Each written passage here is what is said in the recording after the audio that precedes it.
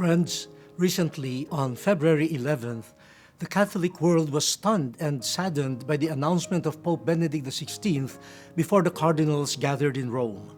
He declared that he will renounce the ministry of Bishop of Rome because of advanced age. And this made most of us, including myself, admire him all the more for his humility, honesty, courage, and love for the Church. His resignation has prompted the convening of the cardinal electors to a conclave, and this is our topic for today.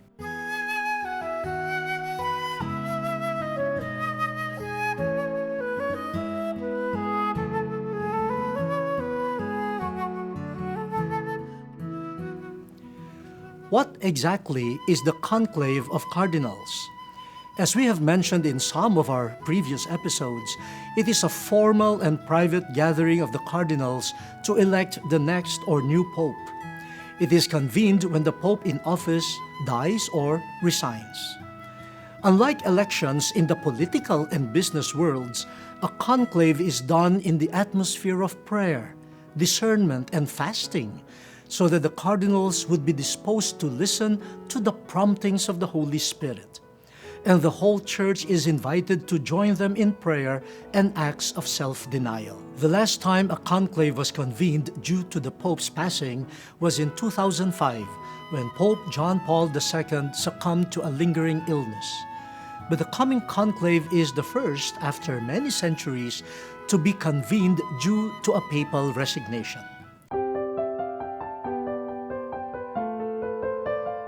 You might ask, when did the conclave begin?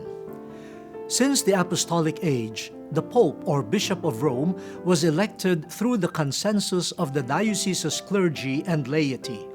But in 1059, upon the issuance of the papal bull In Nomine Domini, Pope Nicholas II designated the College of Cardinals to be the sole electors of the new Pope.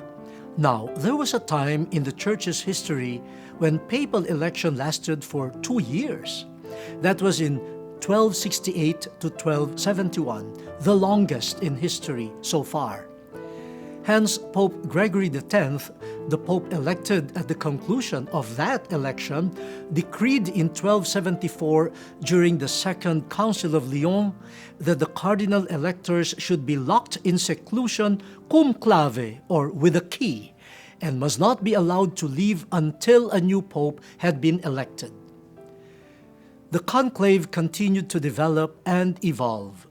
In 1970, in his Apostolic Constitution Romano Pontifici Eligendo, Pope Paul VI limited the electors to cardinals who are under the age of 80. The current procedure of electing a pope is drawn from the Apostolic Constitution of Pope John Paul II titled Universi Dominici Gregis. The basic points stipulated in the Constitution are: the only eligible electors are the cardinals who are under 80 years old upon the vacancy. The maximum number of cardinal electors must not exceed 120. The election shall take place after 15 to 20 days of a vacancy. The election shall be exclusively held at the Sistine Chapel, and the electors must stay at the Domus Sanctae Marthae for lodging. They shall not communicate to others, and must be mindful of secrecy. The only method of election is per scrutinium. And finally, a pope shall be elected by 2/3 majority. Pope John Paul II stipulated that if after 33 or 34 ballots the conclave has not elected a pope, the Camerlengo may invite the cardinal electors to express an opinion about the manner of proceeding.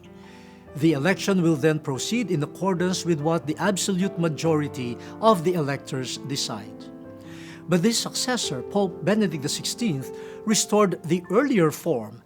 That is, a candidate must garner a 2/3 majority plus one of the votes, no matter how many ballots it may take, until a new pope is elected.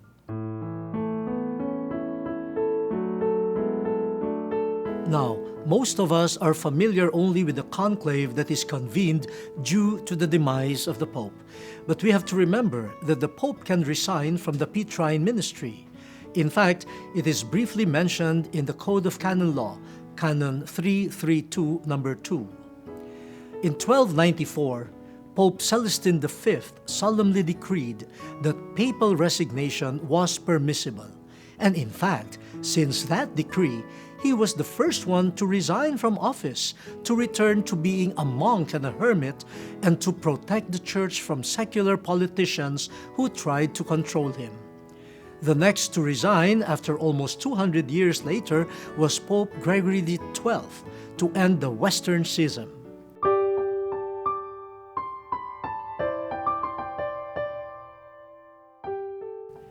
So you might ask, who takes care of the concerns of the Holy See during the papal vacancy or sede vacante? During this period, the Holy See is administered by the College of Cardinals. But who presides over the conclave? The major task is given to the Dean of the College of Cardinals. But in this case, Cardinal Angelo Sodano and Cardinal Jorge Echegaray cannot vote due to their old age. Hence, the most senior cardinal, who is under 80 years old, will preside over the election. In this case, the presider will be Cardinal Giovanni Battista Re. He is in charge of asking the Pope-elect whether he accepts the position or not, and he is also tasked to ask the new Pope what name he will choose. Who may be elected? Any baptized man may be elected, that is, a layman or a clergyman.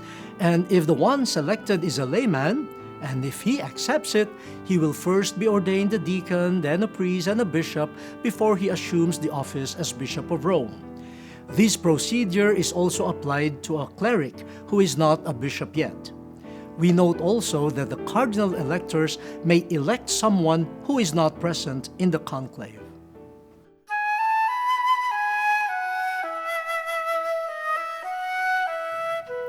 Finally, when a pope is elected, we shall see white smoke from the chimney of the Sistine Chapel.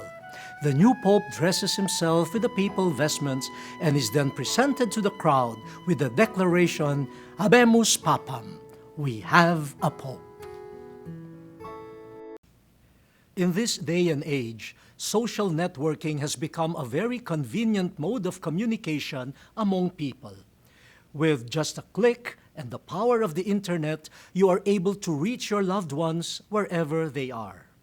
On the other hand, it is saddening and alarming to know that there are some people who take advantage of the reach and availability of social networking sites, spreading scandals and false information about a certain entity or personality, engaging in fraud and scams, and at times pretending to be someone else. Recently, I have been getting reports that there are fan pages and personal accounts under my name and are circulating over Facebook. To set the record straight, I have no personal Facebook account. Rather, I have only one Facebook page, and it is being maintained by Jesuit Communications. I seek your help in reporting fraudulent pages and accounts, not only those concerned with myself, but also with other people and entities. Let us keep the social networking world a good communication venue by being truthful.